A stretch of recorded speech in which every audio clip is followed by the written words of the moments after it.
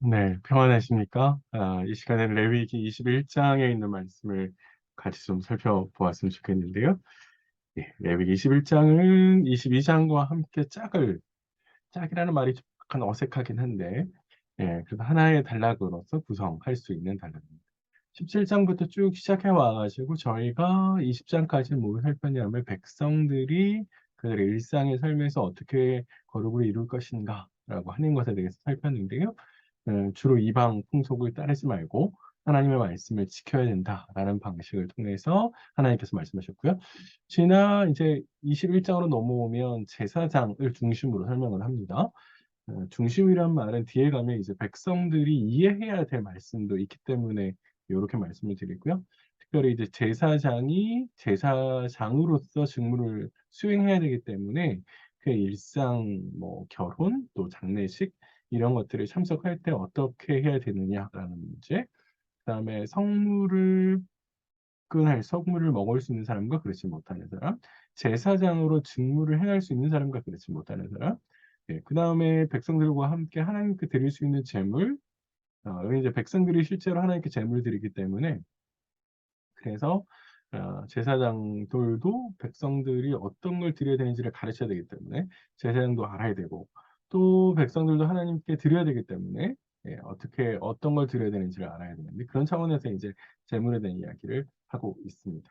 네, 그래서 21장과 21장의 하나의 단락으로 볼 수 있는데 외남이라고 하는 학자 되게 유명한 학자인데요. 외남이라는 학자는 여기에 이제 후렴구가 계속 반복되고 있는데 나 여호와는 거룩하다라고 하는 요 후렴구가 이제 계속해서 반복되고 있어서 요 후렴구 반복되는 걸 중심으로 해서 요렇게 이제 6개의 단락으로 나눌 수 있다라고 이야기를 하는데요.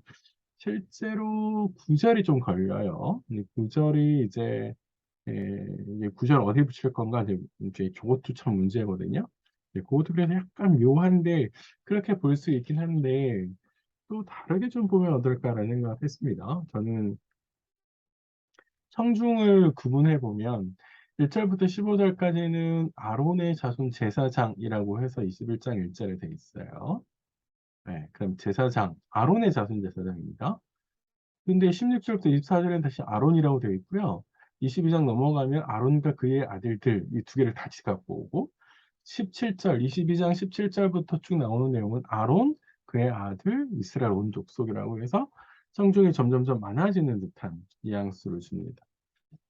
그러니까 사실은 누구에게 이야기를 하고 있느냐라고 하는 건 문제인데, 사실 그냥 표면적인 것이고요. 실제로는 모두 다에게, 백성들도 이 모든 내용들을 다 알아야 된다는 식으로 본문이 논리를 펼치고 있어서, 사실 이제 이런 표면적인 그룹들도 어느 정도 이제 문단을 나누는 데 도움이 되긴 하지만, 실제로 이제 내용들이 더 중요하지 않을까라는 생각을 합니다.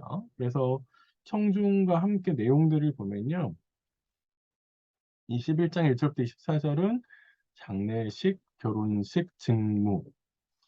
이게 사실은 생각해 보시면 장례는 슬픔, 제사장이 인생 가운데에서 만나는 가장 큰 슬픔의 한쪽 측면이고, 극적인 측면이고, 결혼은 만남에서 가장 기쁠 수 있는 일의 측면이고, 직무는 그 가운데에서 해야 될 일이잖아요. 그러면 이 세 개는 하나의 쫙 이렇게 논리적으로 딱 갖고가 맞아서 제사장의 인생, 삶을 다루고 있는 그의 삶을 이제 극과 극의 이야기를 붙여와서 다루고 있는 것처럼 보인다는 거예요. 그래서 이건 전체를 하나로 좀 묶어서 볼 수 있지 않을까 저는 그렇게 생각하고 두 번째는 22장 1절부터 16절은 성물에 관해서 이야기하고 있습니다. 성물. 하나님께 드리는 제사, 이제 백성들이 가져온 제사들을 하나님께 드리는데 일부를 이제 취할 수 있게 되죠. 근데 그 취한 성물을 누가 먹을 수 있느냐? 어떤 사람들은 이 성물에 대해서 먹을 수 못하느냐라고 하는 그런 것과 관련해서 다루고 있습니다. 그러니까 이것도 하나의 딱 단락이 되고요. 22장 17절부터 33절까지는 하나님께 그러면 제물을 드리는데 하나님께 드리는 제물에 있어서 어떤 거는 못 드리냐, 또 어떤 건 드릴 수 있느냐라고 하는 법들을 다루고 있습니다. 그래서 17절부터 33절에 또 주제적으로 하나를 딱 묶어져 있어요. 그래서 단락을 21장과 22장을 크게 좀 세 부분으로 나누면 어떤가? 저는 그렇게 생각을 합니다. 그래서 1절부터 24절 하나의 단락으로 잡고 22장 1절부터 16절 또 하나, 17절부터 33절 또 하나. 이렇게 나누면 내용상 네, 3개 단락으로 구분해서 보는 게 더 좋겠다. 예, 네, 그렇게 해서 이제 강의를 이번 영상에서는 21장 전체를 좀 다루고 다음에서는 2개로 나누어서 네, 양을 좀 보고 판단하도록 하겠습니다. 예, 이제 저희가 이제 21장과 22장을 살펴보시면서 먼저 좀 이해하셔야 될 거는 뭐냐면 제사장이 가지고 있는 권한이 굉장하다라고 하는 겁니다. 사실은 제사장은 이제 백성들을 가르치죠. 하나님께서 주시는 율법의 말씀들을 가르치는 사람이 백성들에게 가르치는 사람이 제사장이었거든요. 그리고 제사장은 백성들을 지도자로서 인도합니다. 그리고 하나님을 만날 수 있도록 중재 역할을 하죠. 그리고 가장 가까운 거리에서 하나님을 섬기는 특권을 받습니다. 성소 안으로 들어갈 수 있고, 그리고 대제사장은 지성소 안으로 들어갈 수 있잖아요. 일반 백성들 가운데 들어갈 수 있는 경험이 거의 없거든요. 거의 없다는 게 아니라 아예 없잖아요. 네, 그 거룩의 선이 있기 때문에 못 들어갑니다. 그러니까 제사장은 사실은 절대적인 권한이 있죠. 하나님께서 우리에게 되게 놀라운 특권을 부여했습니다. 그런데 성경은 특권을 주신 것만큼의 책임을 요구하고 하나님께 가까이 나오는 사람일수록 더 수준 높은 거룩을 요구하는 겁니다. 그리고 그 거룩은 일상의 삶에서 결혼, 아이를 낳고 죽는 모든 일련의 과정들, 아까 이제 제가 극과 극이라고 말씀드렸었는데, 슬픔의 극인 장례식, 기쁨의 극인 결혼식. 이 2가지 측면에서 보면 이 2가지 측면에서라도 이 모습에서도 제사장의 거룩의 수준을 요구해야 되는 거거든요. 그래서 하나님께서 그에게 이런 식의 율법을 요구하시는데 그러니까 결국 하나님에게 부여받은 특권이 많을수록 특권이 클수록 더 엄격하고 더 수준 높은 것에 거룩을 요구하시고 거룩한 삶을 요구하신다. 그렇기 때문에 사실 우리에게 대제사장 예를 들어 대제사장은 장례식 자체 아예 못 가거든요. 너무한 거 아닌가? 인간적으로 이제 그렇게 생각할 수 있는데 대제사장이 하나님께 나아가는 사람이라서 그렇고요. 두 번째는 나중에 다시 말씀드리겠습니다만 시신 이 히브리적인 사고에서 구약의 사고에서 죽은 몸은 부정의 가장 최상의 상태예요. 가장 부정한 상태가 죽음의 상태거든요. 그렇기 때문에 오염도가 굉장히 심한 거죠. 그런 측면에 있어서 몸을 더럽힐 수 있기 때문에 대제사장, 특별히 하나님의 성소에 들어가는 대제사장은 하지 못하게 된다. 아주 가까운 부모, 형제의 장례식이라 할지라도. 예, 아론이 이제 2아들 장례식에 못 갔다라고 하는 걸 좀 기억하시면 좋을 것 같습니다. 예, 그걸 좀 기억하시면서 이제 본문을 하나씩 좀 살펴보시면 좋겠는데요. 첫 번째, 이제, 제2사장의 장례식에 어떻게 대응을 해야 되느냐, 이 제사장은, 그걸 이제 1절부터 6절까지 설명을 하고 있는데요. 첫 번째는 대제사장 말고 그냥 일반 제사장의 경우에는 백성들이 누구가 죽었다. 근데 제사장은 갈 수 없다라는 겁니다. 일반 백성들이 죽었을 때는 못 가요. 네. 아까 말씀드린 것처럼 몸이 더럽혀지기 때문에 그런데 예외는 있는데 몸이 더럽힐 수 있는 허용해 줄 수 있는 하나님께서 허용해 주시는 기준은 뭐냐면 가까운 친족, 부모, 형제, 자녀. 네, 여기까지는 가능합니다. 이제 자매가 여기 등장을 하는데요. 출가하지 아니한 처녀인 이렇게 되어 있습니다. 그러면은 출가한 자매는 누이가 있는데 누이가 출가를 했어요. 그럼 어떻게 됩니까? 못 갑니다. 예, 예, 못 가게 되는 거예요. 그러면은 저쪽에서 이제 그 뭐랄까요? 우리로 말하면은 사돈이 되는 거죠. 네. 그러니까 이런 식으로 출가한 그 가정에서 이제 장례를 치르도록 하는 것 같습니다. 예. 그런데 사절이 조금 애매모호해요. 사절.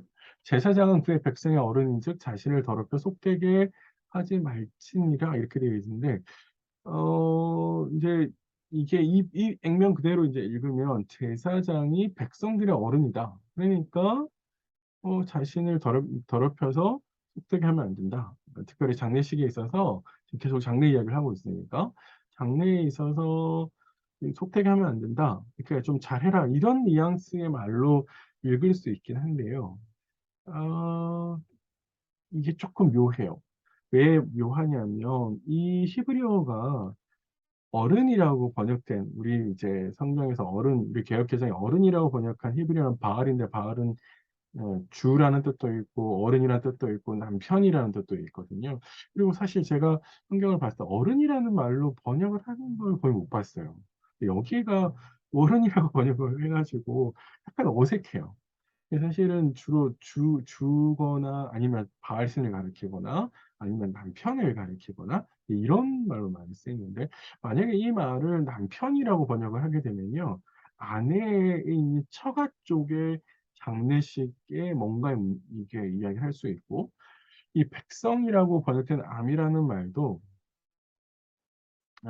전체 백성을 가리킬 수 있지만 소규모 자신이 속한 지파를 가리킬 수도 있거든요.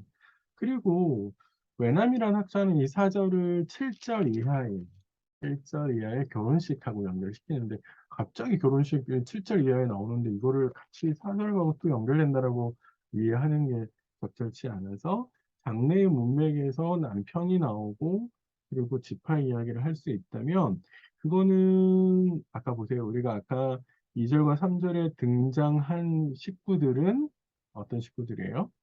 그러니까 이 자신의 입장에 있는 자신의 가까운 친족이잖아요. 그러면 질문이 생기겠죠. 그러면 제사장이 결혼해가지고 아내의 가족들이 죽으면 어떻게 돼요? 그런 의문이 생길 수 있는데, 사절이 만약에 그 이야기를 한다면 속되게 하지 말아라 라는 말은 아내의 친족의 장례식에는 참여할 수 없다. 이런 결과를 사절이 이야기해 주는 것처럼 보인다는 거죠. 예, 이제 이렇게 저는 추론을 하는데, 사실은 이제 이게 정확하게, 이게 너무 문장이 짧게, 히브리어 문장이 짧게 돼 있어서 충분한 설명을 해주지 않아서 이렇게 의미 추론을 해 봅니다. 예, 5절과 6절은 다른 상황을 이야기하는 것도 볼 수 있는데, 5절에 등장하는 대머리, 이제 머리털을 깎아내는 것, 대머리 같이 하지 말아라 라고 하는 것, 수염을 깎아내는 것, 살을 베는 것은 고대 이제 이스라엘 주변 국가들에 있어서 장래 애도, 누군가의 죽음을 슬퍼하거나 그 슬픔에 동참하는 방식이었거든요. 그러니까 몸을 훼손하잖아요.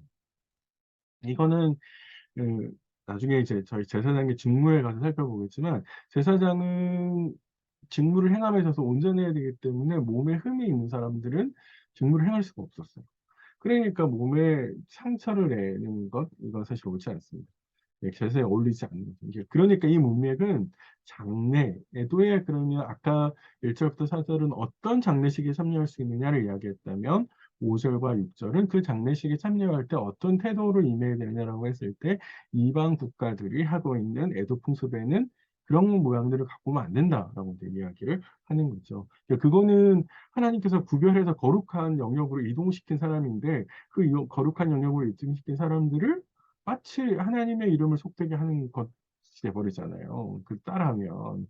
그리고 직무상 계속해서 거룩을 유지해야 되는 사람이 부정한 풍습을 따라하기 때문인 거에서 이건 적절치 않습니다. 그래서 하면 안 된다라고 하는 게 이제 그 이유로 5절과 6절에 설명되어 있는 거고요. 7절로 넘어가면 이제 결혼에 대해서 이야기했습니다. 장래가 슬픔의 가장 극단, 슬픔의 최고의 슬픈 일이라면 장래가, 기쁨의 최고는 결혼이라고 할 수 있겠습니다. 네, 그런데 이제 제사장은 어떻게 되는 거예요? 제사장은 새로운 제사장을 뽑는 게 아니라 아들대로 세습이 되잖아요. 그러니까 뭐가 중요하겠어요? 예, 그러니까 이 직계 자손, 혈통을 이어받아야 되는, 정확하게 제사장의 혈통을 이어졌느냐라고 하는 게 굉장히 중요합니다. 그렇기 때문에 그러니까 아버지가 누군지를 확인할 수 없는 여인, 창녀가 대부분 그런 거잖아요. 그래서 창녀는 그러기 때문에 사실은 직계자손이 불투명할 수 있어서 창녀를 피하라고 이제 이야기하고 있고요. 이혼 당한 여자라고 이제 얘기했는데, 정확하게 이혼 당한 여자도 사실은 천연성을 잃을 수도 있고, 그리고 정절서약을 위반이라고 좀 이해를 합니다. 정확하게 이제 깨끗하지 않은 몸, 이라서 제사장과 어울리지 않는다라고 이야기하는 거고요. 제가 이제 신전창녀라고 이제 세 번째에 있는데 아마 보시는 개역 개정에는 신전창녀가 없는데 이렇게 뭐야 어디서 등장했지? 이제 이렇게 생각하실 수 있는데 7절에 보시면 창녀 앞에 부정한이란 말이 있어요. 부정한 창녀라고 하니 부정하다라는 말의 히브리어를 학자들 사이에서는 그냥 부정한이라는 말로 번역하지 않고요. 또 다른 누군가를 가리키는 말로 볼 수도 있지 않냐라는 겁니다. 그 사틀리 같은 학자는 이걸 신전창녀라고 이해를 합니다. 신전창녀는 우리의 입장에서 예, 우리의 입장에서 보면 굉장히 속된 여사지만 사실은 이제 고대 세계에서 그들 쪽에서 보면 굉장히 거룩한 여자들. 그 역할을 위해서 구별된 여성이기 때문에 굉장히 거룩한. 근데 그런 여성들은 안 된다라고 하는 겁니다. 사실은 굉장히 문란하거든요. 그러니까 바알 신 제사를 살펴보면 그 바알 신에 드릴 때 남성 창기와 여성 창녀가 나와서 성행위를 직접 하거든요. 제사를 드리는 가운데. 그런 역할들을 맡았던 여인들이기 때문에 제사장이 아니고 적합하지 않은 거죠. 예, 그래서 그렇게 하면 안 된다라고 해놓고 난 다음에 8절에 갑자기 약간의 문맥이 어색한 문맥입니다. 8절을 한번 보세요. 너는 그를 거룩히 여기라. 그는 내 하나님의 음식을 드리느니라. 이게 이 제사장 말을 하는 것 같은데 또 너는 그를 거룩히 여기라. 너를 거룩하게 하는 나 여호와는 거룩함이니라. 이 8절을 이해하려면 핵심적으로 너는 누구? 이 너라고 하는 지칭된 이 사람 이들이 누구냐라고 하는 거고 그는 또 누구냐 이렇게 얘기해요. 이게 무슨 말이지? 또 거룩히 여기라라고 하는 게 또 어떤 걸까라고 하는 게 좀 사실은 이제 8절을 이해할 때 굉장히 중요한데요. 여기서 아마 너는 이스라엘 백성들을 이야기하는 것 같습니다. 이제 이 전체 문맥에서 보면 21장 끝에 가면 모세가 아론과 그의 아들들과 온 이스라엘 자손에게 이 규례를 이야기하거든요. 그런 차원에서 보면 사실 너라고 하는 이 지지대상은 이스라엘 백성들을 받는 말로 볼 수 있습니다. 그러면 이스라엘 백성들이 그는 제사장이죠. 제사장을 거룩하게 여기라 이렇게 말하는데 거룩하게 만들어라 라는 말은 그 사람들이 우리 거룩을 앞에서 제가 설명을 할 때 하나님의 계명을 지킬 때 거룩하게 되는 거죠. 지금 제사장에 주어지는 거룩은 뭐예요? 결혼을 할 수 없는 사람들을 규정해 놓고 난 다음에 그 사람들과 결혼하면 안 된다고 하는 규정을 두신 거잖아요. 그러면 그걸 지켜야죠. 그런데 그러면은 그것을 지키도록 만들어라라고 하는 게 일반 백성들에게 책임은 있다고 하는 것은 일반 백성들이 제사장이 하나님께서 주신 이 규례를 잘 지키는지 확인해 보라라고 이야기하는 거예요. 이거는 굉장히 중요한데요. 일반 제사장들에게 하나님께서 주시는 이 규례가 일반 제사장들만 알고 백성들은 모르면 백성들은 일반 제사장이 하나님의 법을 지키는지 안 지키는지 확인할 길이 없어요. 그렇죠? 네. 그러니까 백성들도 알아야 되는 거고요. 백성들은 모르고 제사장들만 알고 있다라고 하면 무슨 문제가 생기냐면 권력이 사유화됩니다. 지식이 사유화돼요.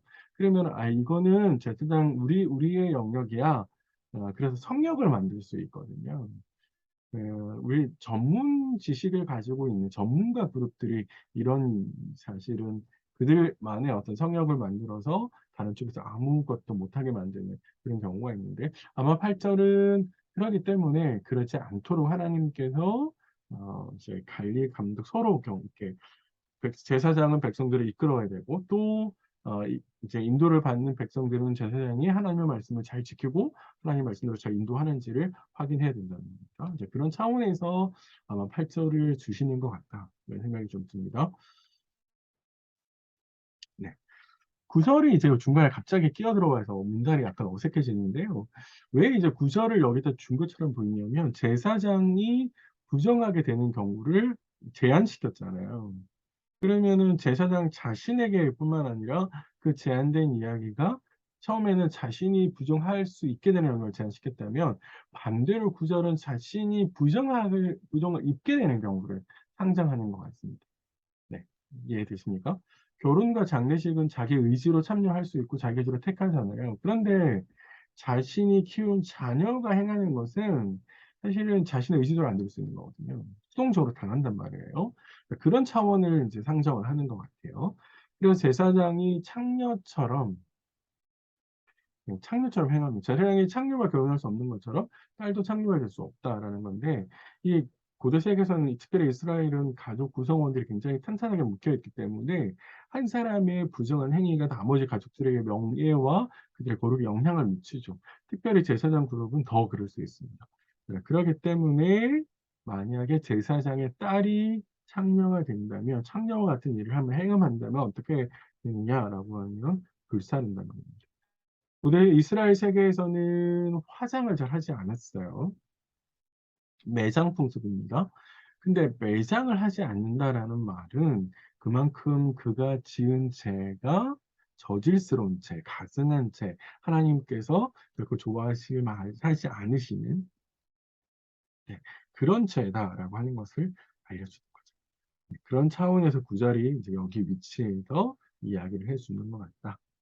예, 되고요. 그래서 구절을 이제 10절 밑으로 끊어서 이제 읽을 수 있겠냐? 근데 그건 사실 별로 어울리지 않는 것 같습니다. 예. 10절부터 이제 15절까지는 대제사장인데, 대제사장의 장례를 어떻게 하느냐, 대제사장은 장례가 나면 어떻게 하느냐, 대제사장이 장례에 참여할 수 있냐, 안 되냐, 뭐 이런 이야기하고 있고, 아까 제사장의 결혼 이야기 했었는데, 대제사장 그럼 결혼 어떻게 하냐, 그런 이야기들을 하고 있습니다. 네. 우리 개혁 개정은 10절에 자기 형제 중 간유로 부음을 받고 이렇게 이제 뭐 약간 이제 흘러가 버렸는데요. 히브리어 첫 문장에 자기 형제들보다 더 큰 대제사장의 딱 타이틀, 대제사장을 규정하는, 정체성을 규정하는 말을 딱 이렇게 하고 있어요. 자기 형제들보다 더 큰 제사장. 이게 대제사장. 그래서 대제사장이라는 말을 합니다. 제사장보다 더 엄격하게 규정할 수밖에 없는데, 왜냐하면 제사장보다 더 거룩한 영역 안으로 들어가는 사람이 대제사장이잖아요. 더 거룩한 영역으로 들어가기 때문에 더 엄격하게 거룩을 유지해야 되는 그런 규례가 주어지는 거죠. 그래서 애도 행위를 할 수 없고, 그 누구의 장례식도 참여할 수 없다라고 하는 게 이제 대제사장에게 주어지는 규례라는 것이고요. 두 번째, 이제 왜 그러냐? 아까 말씀드린 것처럼 부정은 최상의, 시신은 최상의, 이제 부정한 상태고, 그러니까 오염이 굉장히 심하게 일어나기 때문에, 그렇게 오염되면 대제사장의 거룩이 훼손되어지고, 거룩이 훼손되면 성소로 들어갈 수 없다는 거예요. 그런 상태에서 성소로 들어가게 되면 성소를 욕되게 하는 것이고, 성소에 임재하시는 하나님의 성물을 욕되게 하는 것이라는 거예요.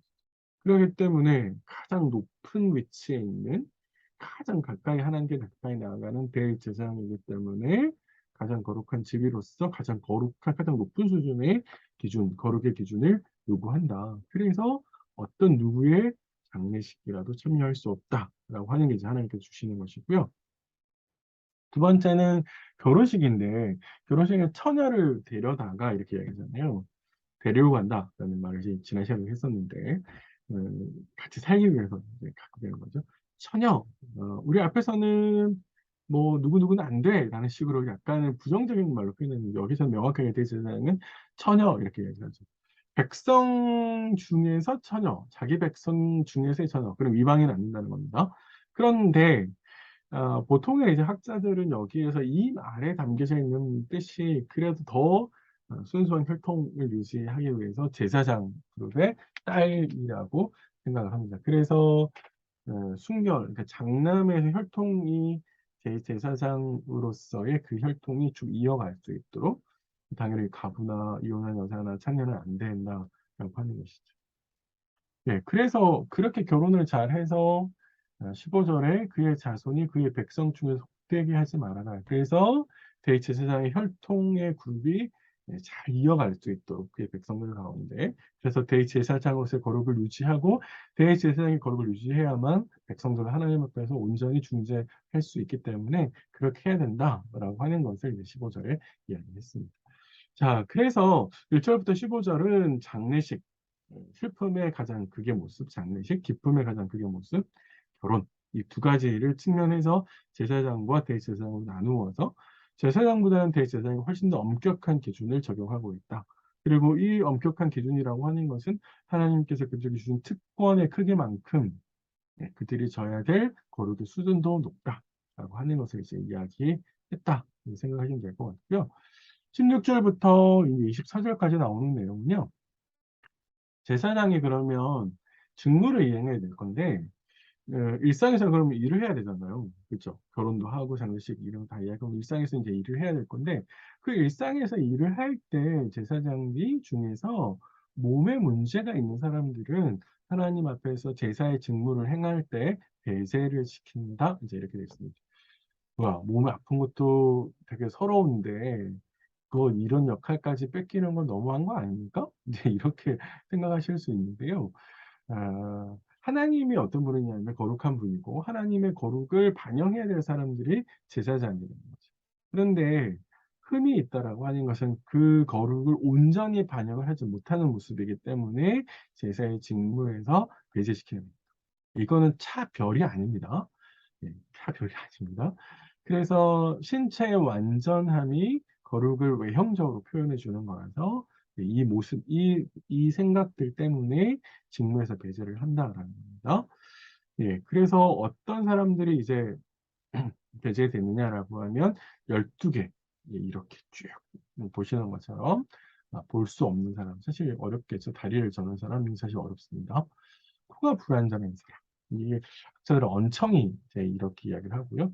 지체가 더한 사람, 뭐 이렇게 손가락 마디가 더 있는 사람, 이 정상에서 벗어나는 거죠. 나머지 다 이렇게 보시는 것들도 다 정상에서 벗어나는 모습들입니다. 근데 재밌는 거는 요 제사장의 육체의 흠을 지적하는 게 나중에 재물을 12개의 조건을 달거든요. 이런 재물을 드릴 때 이런 거 이런 모습들이 있는 건 안 돼라고 이야기하시면서 레위기 22장 22절 20절 24절에 12개 조건을 달고 있는데 그거랑 굉장히 유사한 모습도 설명을 하고 있습니다. 흠이 있다라고 하는 거죠.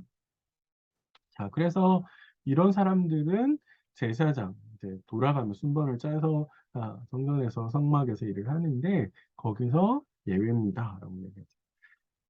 이런 차이를 두는 건데요. 하지만 차별해서는 안 된다라고 하는 게 그 곧바로 이어지는 이야기입니다. 22절에 그는 하나님의 음식이 지성물이든지 성물이든지 먹을 수 있다라고 규정하죠. 어, 직무에서 배제, 일을 안 하잖아. 그렇다고 해서 하나님께 나오는 성물을 먹지 못하게 하면 어떻게 돼요? 세상에 뭐 먹고 살아요? 먹을 수 있는 게 없잖아요.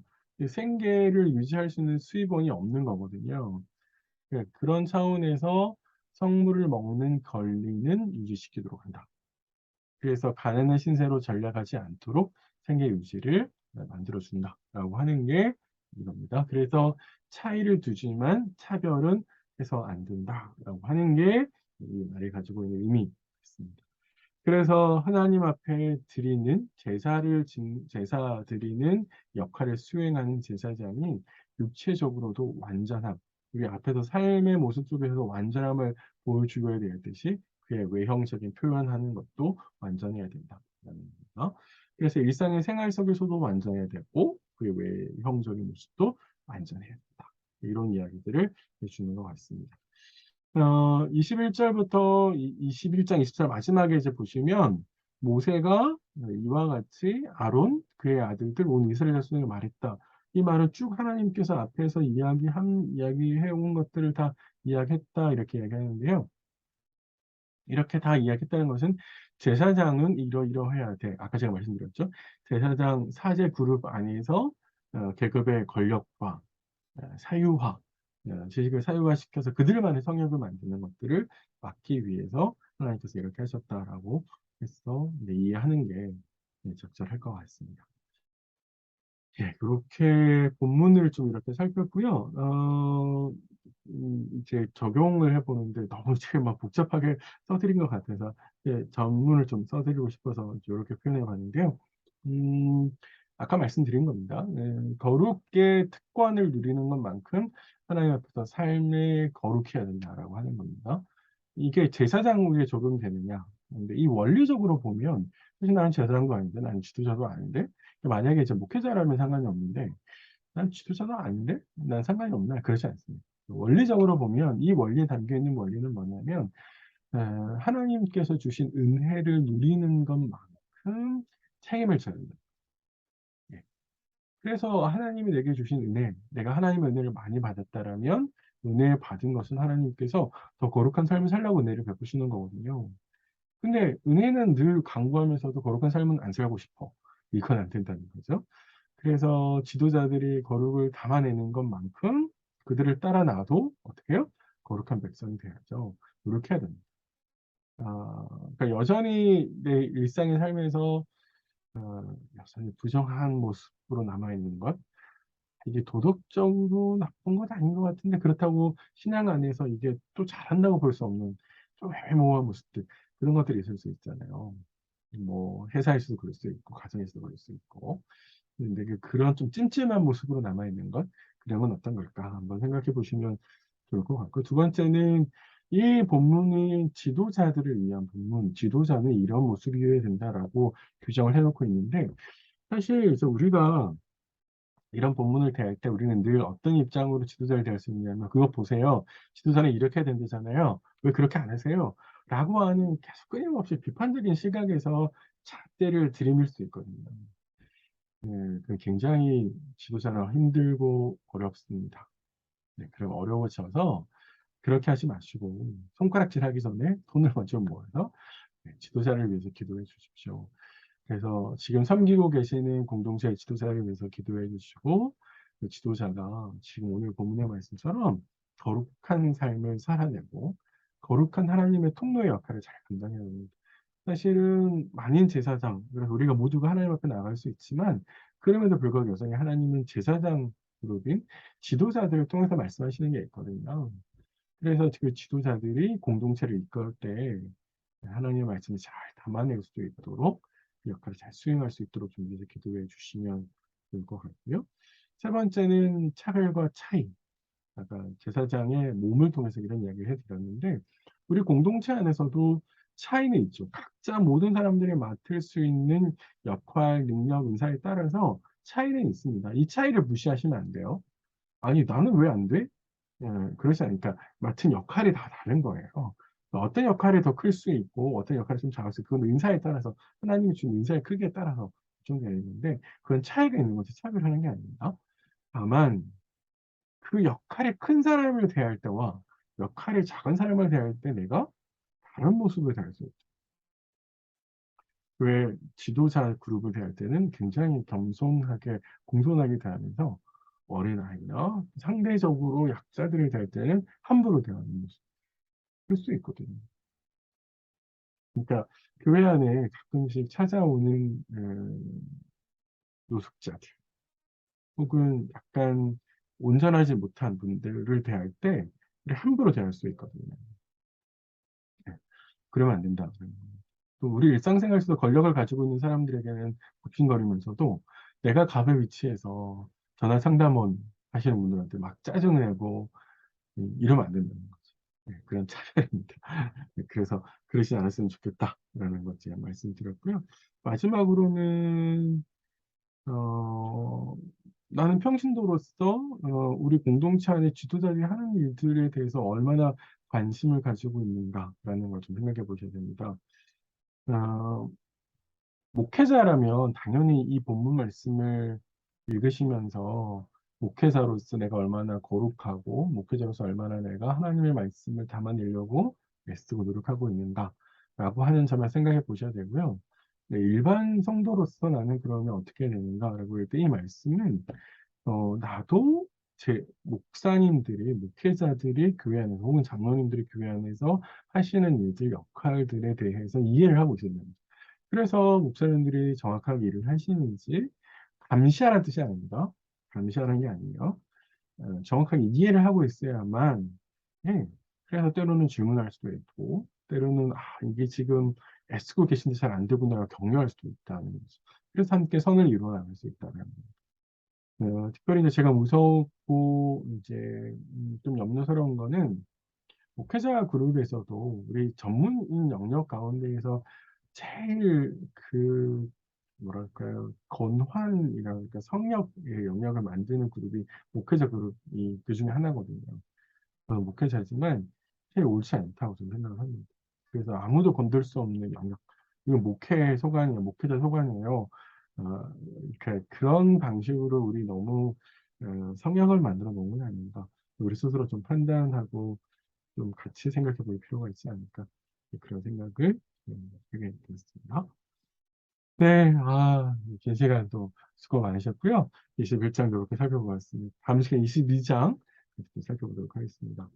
수고 많으셨습니다.